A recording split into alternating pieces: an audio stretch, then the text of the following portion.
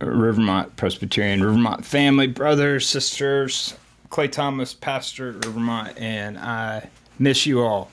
The session of our church, that's our elders, member of the congregation that have been ordained to guide this church. One of their responsibilities is to determine when to celebrate the Lord's Supper.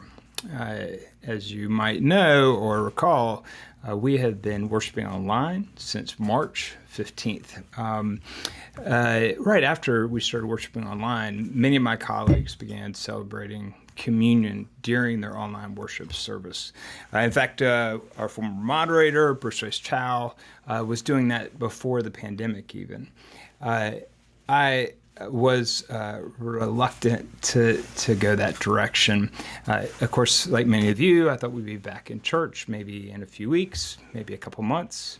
And then as time went on, I began to really miss having that time where we, after hearing the word interpreted, we celebrate the Lord's Supper together. When I brought it to session, because some members had asked me if we were going to be doing online communion, I gave them reasons to do it and reasons not to do it. Our denomination approved congregations celebrating online communion on March 24th. But it was in May when we really delved deeper into the conversation. For me personally, and again, this was the session's decision, but I just wanted to speak from where I got to, that I felt like this was the faithful way forward. The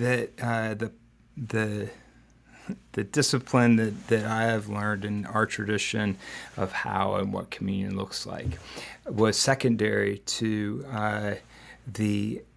us being able to actually celebrate communion, to come to the table, even if it's online. That God desires that for God's people.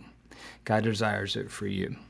Reverend Tom Bagley talked about how the gospel is not just to hear or see, but it's to taste and smell. And I thought about the come to the waters. Oh, you who are thirsty, you who have no money, come eat. This is what we're doing when we worship. We are then fed. We are spiritually fed, and then we receive physical elements, mindful that Christ's body was broken, blood was spilled, and in that we are made whole. The communion online,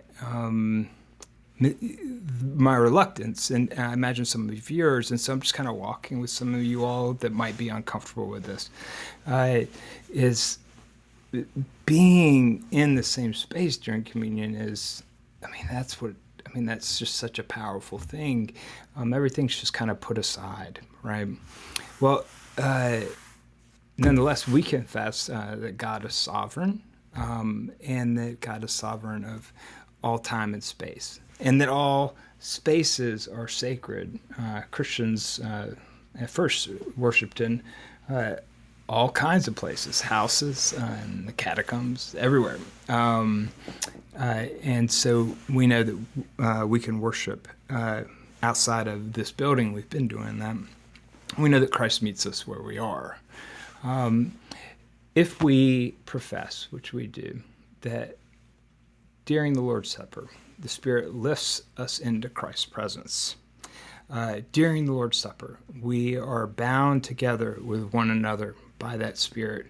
We're brought into communion with the divine and with all those who have gone before us, and with those around the world that are celebrating communion. If we profess that, then surely that same God that can overcome physical barriers can bind us together, even if it's just online. And I probably shouldn't even say just, because when we worship, we worship.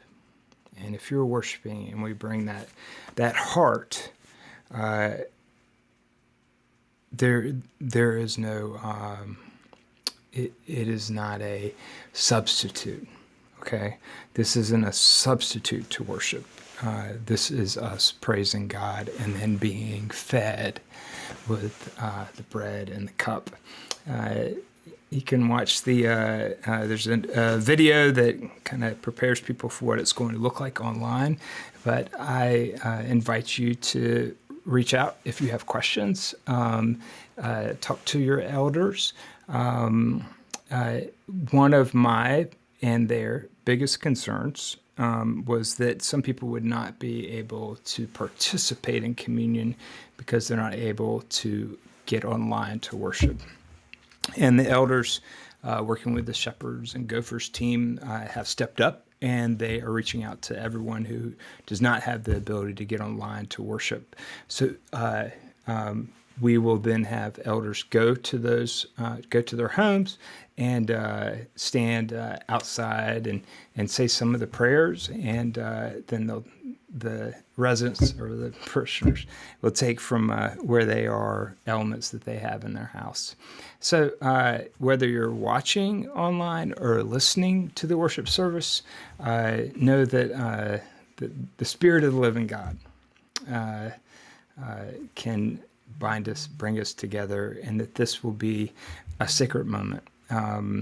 So with Thanksgiving for you all, God bless and peace.